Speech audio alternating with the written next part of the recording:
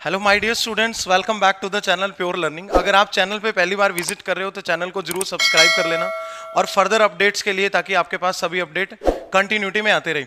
देखो, सीबीएसई ने कल ही प्रैक्टिस पेपर लॉन्च करा और इसके ऊपर यूट्यूब पे बहुत सारे वीडियोस आ चुके हैं ऑलरेडी कि इतना मुश्किल लेवल कर दिया है, बच्चों को हिला के रख दिया है, दिमाग की बैंड बजा दी है। तो देखो, ऐसा कुछ नहीं है। अगर आपकी प्रिपरेशन ऑलरेडी सही डायरेक्शन में जा रही है तो आप बिल्कुल सही हो।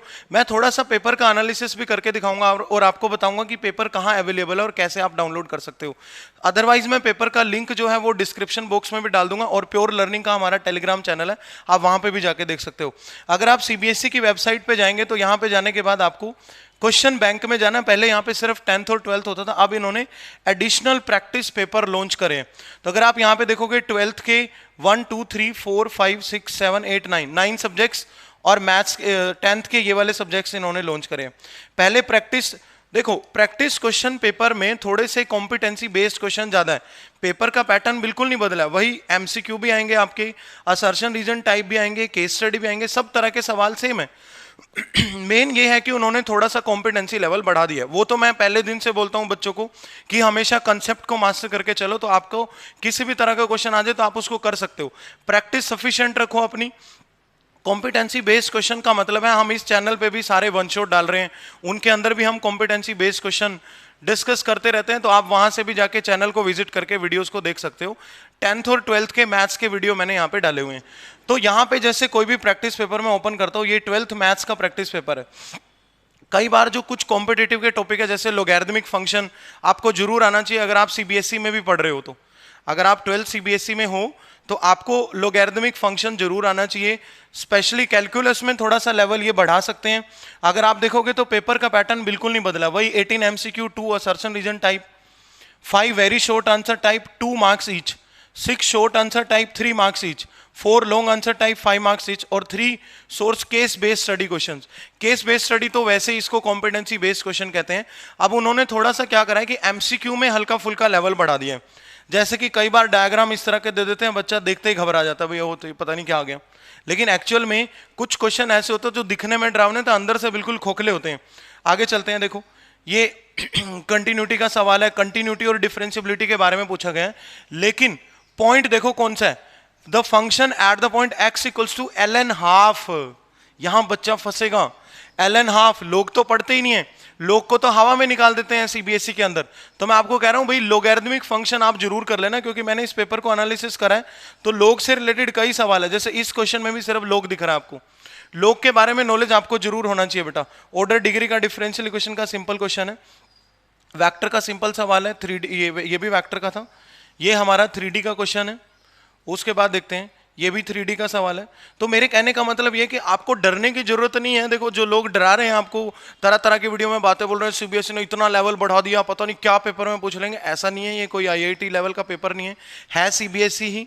वो एक बार जस्ट आपको शो करना चाहते हैं कि भाई हम इस लेवल का एग्जाम दे सकते हैं। तो आप अपनी प्रिपरेशन जबरदस्त रखो। अगर आपकी प्रिपरेशन जबरदस्त है, आपने एनसीईआरटी का एक एक कॉर्नर सोल्व कर, एनसीईआरटी का एक एक सवाल सोल्व कर रखा आपने, और आपने पीवाईक्यू की पूरी बुक लगा रखी है, एग्जाम्पलर लगा रखी है, और उसके बाद लिटिल बिट प्रैक्टिस जो हम सीरीज यहाँ पे इस चैनल पे भी लेके आएंगे, केस स्टडी और सर्शन रीजन की सीरीज मैं डेफिनेटली लेके आऊंगा +2 क्लास के लिए। तो आप लोग केस स्टडी प्रैक्टिस करके तो डेफिनेटली यार आपका पेपर 100% पूरा हो जाएगा। ठीक है, घबराने की जरूरत नहीं है। अपनी प्रिपरेशन सही डायरेक्शन में रखिए और फोन को अवॉइड करिए। आज से ही तैयारी करना आप स्टार्ट कर दो। अभी आपके सितंबर एग्जाम अप्रोच कर रहे हैं, पहले उनको फोड़ना है और फिर दिसंबर एग्जाम और फिर बोर्ड्स में टारगेट 100 हम लेके चलेंगे। सब प्रिपरेशन हम यहाँ पे इस चैनल पे भी करेंगे। तो डरने की जरूरत नहीं है बेटा, अपने हौसले बुलंद रखो, आप लोग तैयारी रखो, मेहनत करो, डरने की बिल्कुल जरूरत नहीं है। भाई सीबीएसई ने ये ऐसा पेपर बना दिया, वैसा पेपर बना दिया, लेकिन सीबीएसई ने जो भी 2 सैंपल पेपर लॉन्च करे हैं, एक प्रैक्टिस सैंपल पेपर और एक स्टार्टिंग में लॉन्च करा था, ये दोनों आपने सोल्व जरूर करने हैं। इनका एक एक क्वेश्चन कहीं आप रजिस्टर बना लो एक नया, उस रजिस्टर को नाम देना कॉम्पिटेंसी बेस्ड क्वेश्चन। जहां से भी जिस भी किताब से मिलते हैं उसमें लिख लेना, और ये दोनों सैंपल पेपर के फुल सॉल्यूशन आप उसमें बना लेना। हम कोशिश करेंगे कि इस चैनल पे भी इनके सॉल्यूशंस लेके आएंगे, नहीं तो आप खुद सोल्व करो तो वो ज्यादा बेटर है।